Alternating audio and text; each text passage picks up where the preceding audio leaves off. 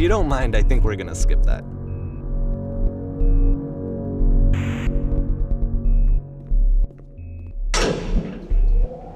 This is something that he and I used to argue about a lot. You know, whether a game ought to actually be playable, whether it means anything if no one can get through it.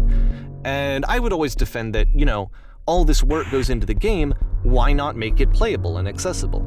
And so we just got into heated arguments over it, and there was one time that after one of these conversations, he went home, and a day or two later, he sent me a zip file entitled Playable Games that was full of hundreds of individual games, each of which was just an empty box that you walked around in and nothing else. Believe me, I played every single one of those just to find out if there was like a gag hidden somewhere. There wasn't.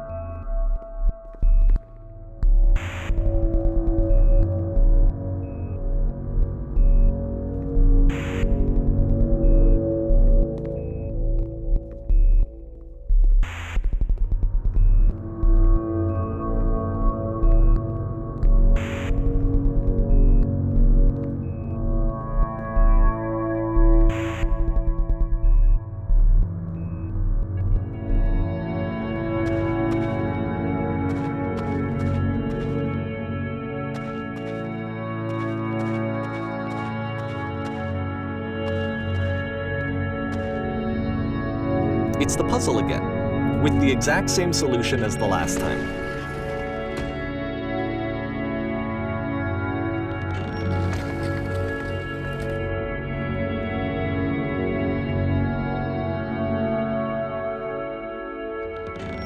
There's still no clear indication of what makes this puzzle so special that Coda is going to return to it over and over. But I promise I'll share with you my interpretation very shortly.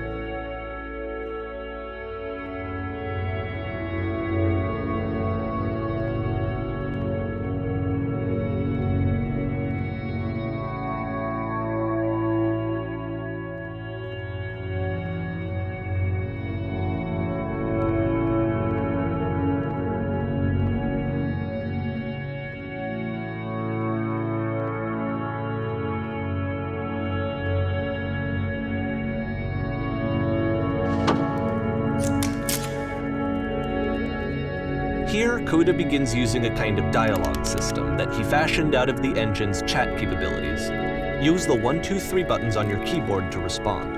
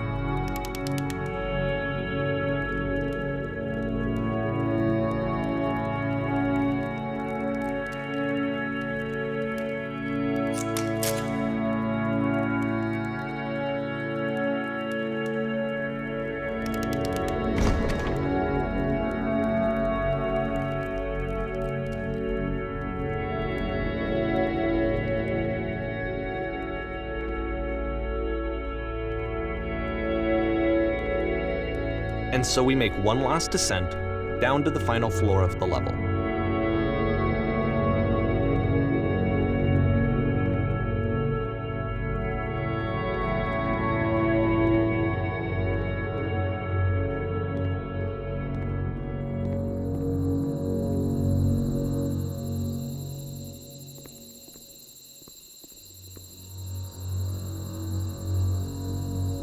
It's a lamppost.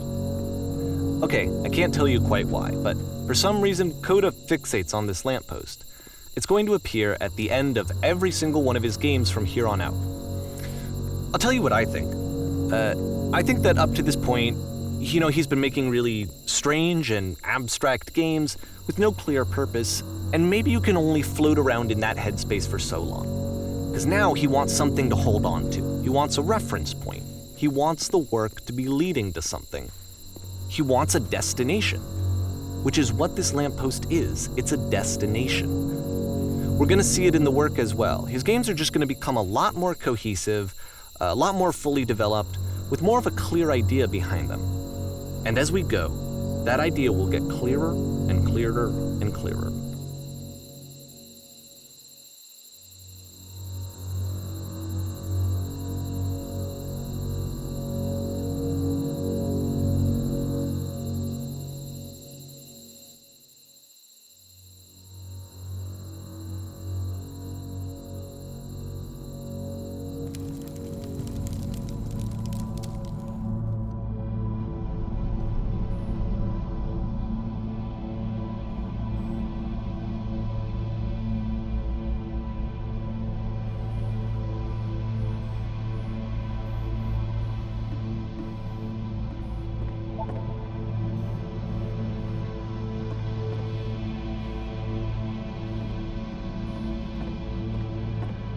So first off, I'm sure you can deduce this, but this game is not connected to the internet. All of the notes that you're gonna see have been written by Coda. This was actually the first game of his that I ever played. This was shortly after I met him at a weekend game jam in Sacramento, where I grew up. I saw him working on this very level, and it was just so different from anything that anyone else was doing. So right away I was like, I have to be friends with this person. In retrospect, I think I was probably a bit too pushy trying to get his attention. I was over-enthusiastic. But he was very gracious about it and very patient with me. And I cooled off eventually. Oh, feel free to skip over any of these notes if they're not doing anything for you. Nothing extra is going to happen if you read all of them. Either way, to me they convey a sense of loneliness. I see this person who's filled with thoughts and feelings and beliefs and has no way to express them except as scattered and unheard voices in a game that wasn't meant to be played.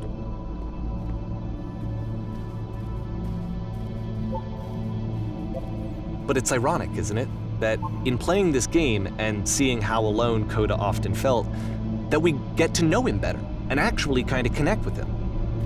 And I have to be honest with you, this idea is really seductive to me.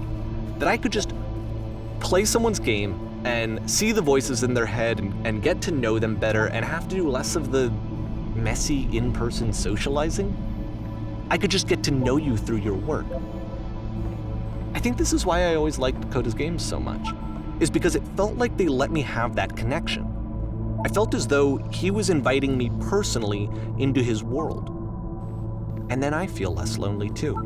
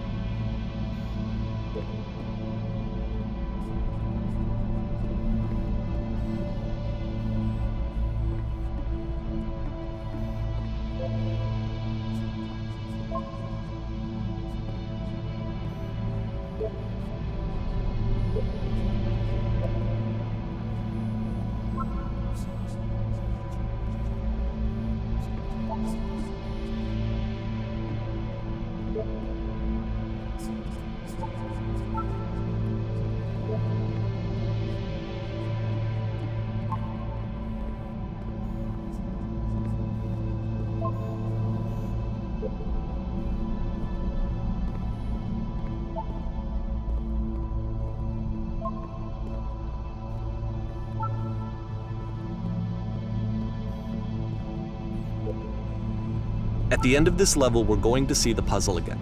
And here, I'll tell you what I think the puzzle means. Each of these games represents an idea that was on Coda's mind at the time that he was making it.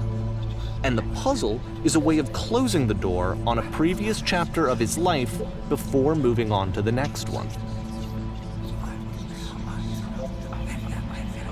In each of his games, after exploring a theme that, he might find difficult, Coda can then place this puzzle that he knows has a reliable solution, he understands exactly how it works, and so it gives him a simple mechanism for moving on.